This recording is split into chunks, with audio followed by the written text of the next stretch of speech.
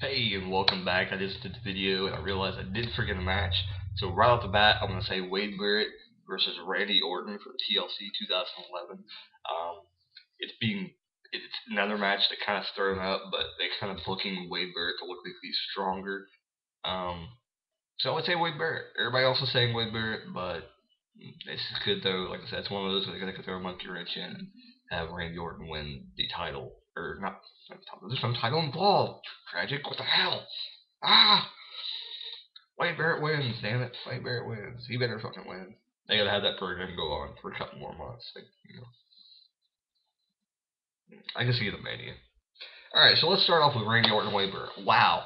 This has actually been drawing pretty good, It's actually a good storyline that WWE's actually doing. And they're working with Orton doing some good storylines. I mean, I don't understand what some people don't like Randy Orton. Just like Daddy. But I don't mind him. I still think he gets the crowd going. Um, and it's like I miss this whole thing where he started like dropping down and fists hit the mat, and people know it's time for the RKO. It's like, holy shit, where the fuck did this come from? It's like I missed this whole part. I didn't see wrestling during the time that he started doing this, so it's like, wow, really? He started doing that? It's like it got me pumped up when he started doing it. So I'm like, mm, mm, well, get me into it. I must have missed when he started doing that. When he started doing that. Anybody knows when he started doing that? Let me know. Just like that if you watch this video. Let me know. Yeah. But what? It's a pretty good thing going on. Mark Henry and Big Show. I don't know. I'm not a big fan of big guys, but I mean, I hear the story is pretty good. I just wish I would have watched it pretty much a little bit.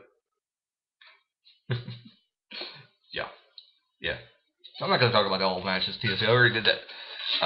Let's talk about WWE as a whole. What's going on right now? Holy crap! It's like,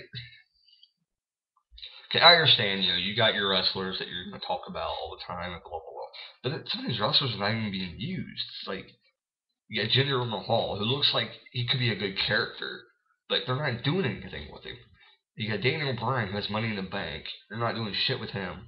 You're putting him on random matches, and everything like that. Um,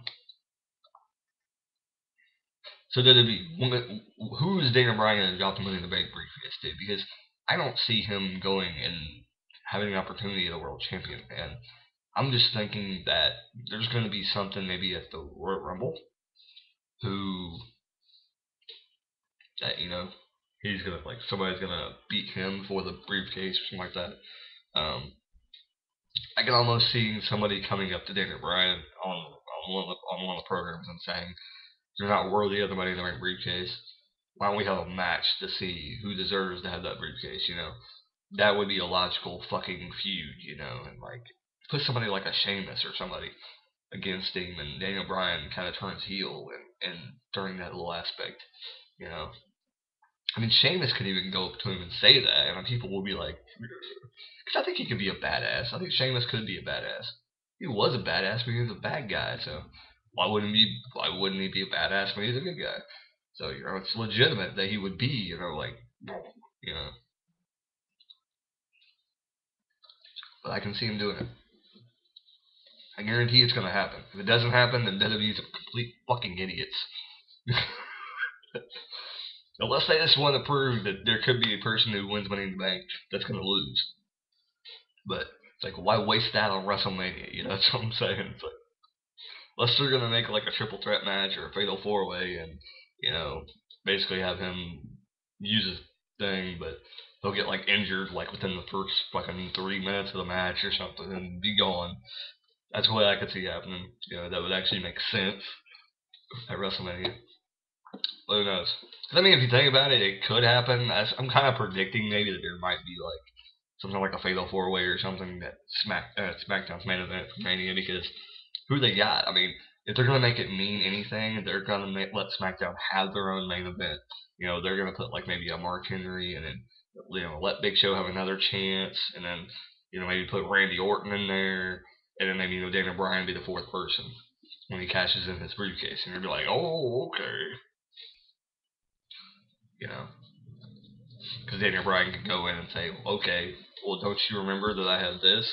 And he gets added as the fourth guy. After they were just going to have a triple threat match. So,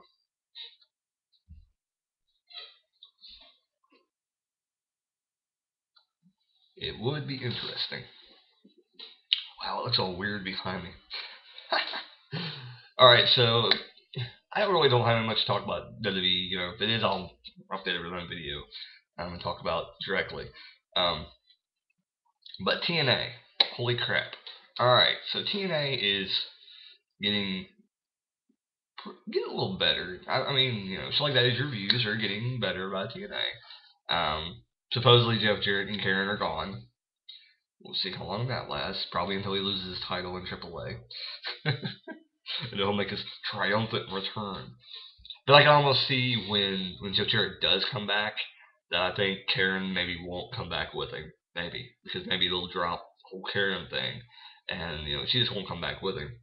Maybe she did her whole time in TNA and, you know, they won't make her come back or let her come back. Because I think it's probably run her course, you know, with Karen being there.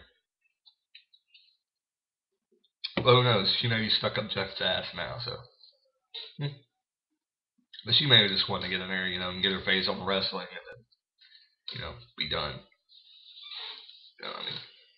Yeah. Like, I haven't got to watch TNA a lot lately, so all I can do is, you know, basically review TNA upon what I've heard. So Rude, I guess, being a good world champion, and I think he deserved it. You know, him and James Storm deserve everything they've got because you know they're two of those guys from the original company. So, you know that finally they give them a chance, they build them up, and finally they're gonna let them go. It's like thank God. After you getting RVD, you get Kurt Angle, getting Christian, getting Jeff Hardy, fail all those. Yes, Kurt Angle. Yeah, he was okay. Okay, he gave you, but now he's fucking stale as hell. It's like get rid of him. Get out while the freaking chicken is dead. Is that a phrase? Get out while the chicken is dead. I don't know. But get Jeff Hardy, Kurt Angle. They can still give you a few good matches. I mean, but we're talking about Rob Van Dam. Get rid of him. Seriously, what is he doing? I've seen this match lately, and I mean, I was a huge RVD mark back in the day. But I watch him now in TNA, I'm like, what the fuck is that? That is horrible.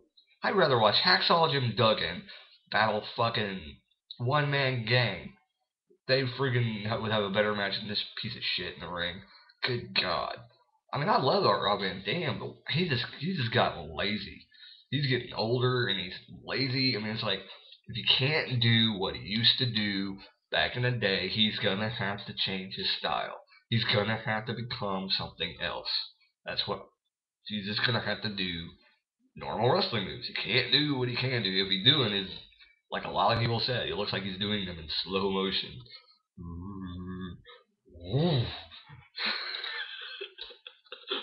Oh God. I could almost see like a Brock Lesnar moment happening on the TNA pay-per-view. Moonsault off the top. Oh, he's out for a couple months. I can see it happening. Like, if they don't get rid of him, I can see some old man thing happening with him and him breaking his neck in the middle of the ring. And we don't need another death in the ring, TNA. Please just get rid of RVD. And then Christian, you dropped the ball on that one. You brought him in, and then you're like, oh, well, now we got Kurt Angle. Fuck Christian. So it's like, he went back to WWE. Hell, they even had Rhino. I mean, say what you want about Rhino, but hell, he could have helped the company. You know, he could have really helped TNA. They gave him a huge ass program with fucking Jeff Jarrett, and then there goes Rhino off to fucking who knows where. You know, I think Rhino could have did something for the company, but they dropped the ball on that one as well. They let Jeff Jarrett win a world championship. Yeah, and that's gonna help your company. Awesome, because everybody tunes in to watch Jeff Jarrett. I know that for a fact. Just like that, he tunes into TNA every week for Jeff Jarrett. He's gonna cry now. Yeah. I mean, there's so many people that they brought in. And they're like, oh, we're gonna bring this guy in. We're gonna pay him some money and have him come and work for like 4 years, but we're only gonna use him for 1 year of that time in the main event. We're gonna job him out to. We're gonna have him beat a bunch of people's asses in TNA, but then he's gonna be leaving in a couple of years. What the hell does this make any sense? Like Christian, they bring him in, put the world strap on him, then fade him off. Have matches, sting, lose, and win. Oh, he's gone. What the fuck? Doesn't make any sense at all. So why they do this, I have no idea. It's just like, at least Jeff Hardy has done something with him. So I guess TNA likes Jeff Hardy for some reason. Even after he, comes in drunk, and it's got to be one of the worst moments in wrestling history. The drunk wrestler in the middle of the ring, for real. Have we ever had a match like that? I mean, legitimately, a drunk man in the ring in a main event. It's got to be like the wrestling moment of the history. I mean, besides the Montreal Screwjob. Seriously, I almost think that the Jeff Hardy main event at was it Victory Road? I'm pretty sure it's Victory Road.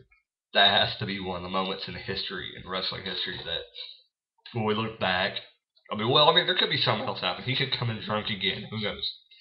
But I mean, it's looking like. If you think about it, it may be one of the worst moments in wrestling history, because I've never seen a drunk guy come in the main event of a wrestling pay-per-view, a major wrestling pay-per-view like that. WWE, I don't think, has never had anything like that, but WCW have it. I mean, Scott Hall, I don't think he was really drunk on TV, but I don't know. I just think that's really embarrassing. It's got to be like one of the worst moments in wrestling history.